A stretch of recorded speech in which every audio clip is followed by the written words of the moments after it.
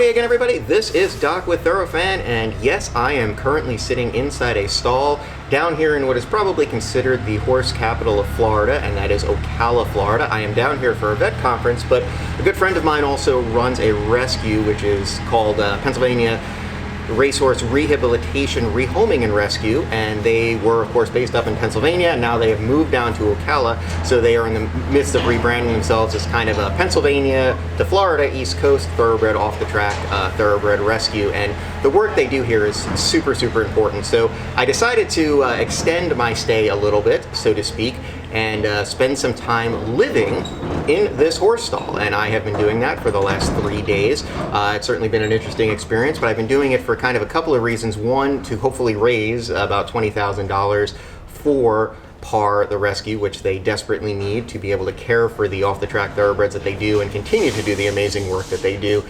But it's also to, again, raise awareness to the fact that we need to do more in aftercare. And I think a big part of us as thoroughbred racing fans is to really work to try to, raise the bar for aftercare and make sure that these horses that we love so much and root on at the track and that give us so much are able to be taken care of through the times when their racing careers are over.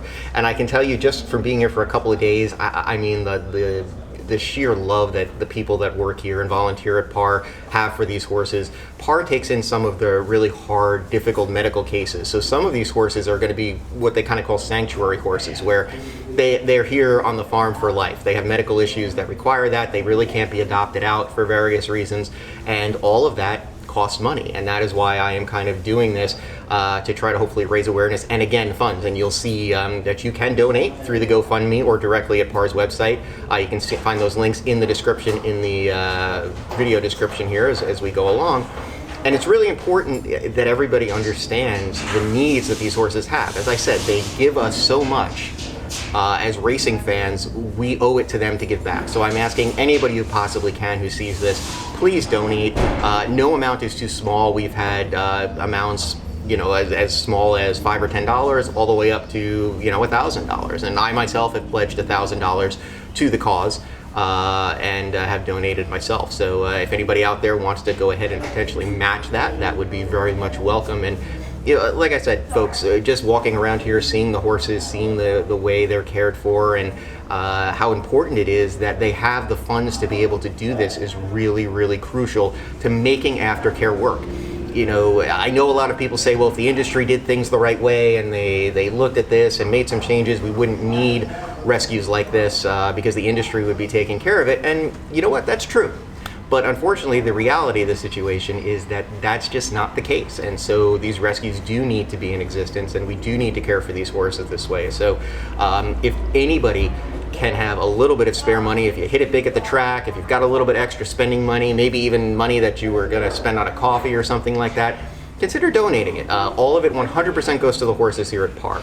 And they really, like I said, do work miracles with some of these horses. And, over 10 years, adopting out 700 horses, that's a pretty amazing feat.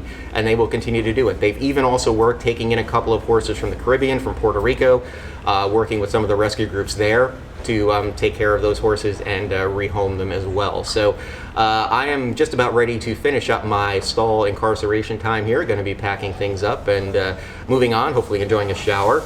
And some normal food for a little bit. I have been eating a little bit like a horse, as they say, the last couple of days, but have enjoyed this eye-opening experience a little bit, and I hope it, urges you guys to go ahead and donate. This is not about me. This is not about me doing the crazy things that I do or things like that. It is 100% about the horses. So please, please, please, if you can donate. I know this is a little off what I normally talk about when I do these video segments for ThoroFan, but remember, it's not just about the horses on the track. It's about the horses after their time on the track is done, and that is where we all have to do our part to make sure that aftercare is taken care of. So I am Doc for ThoroFan, and as always, if you are looking for the most accurate and up-to-date information on everything that this wonderful sport of thoroughbred racing has to offer that is produced solely by us, the fans, for you, the fans, there's only one place you need to turn, and that's to ThoroFan.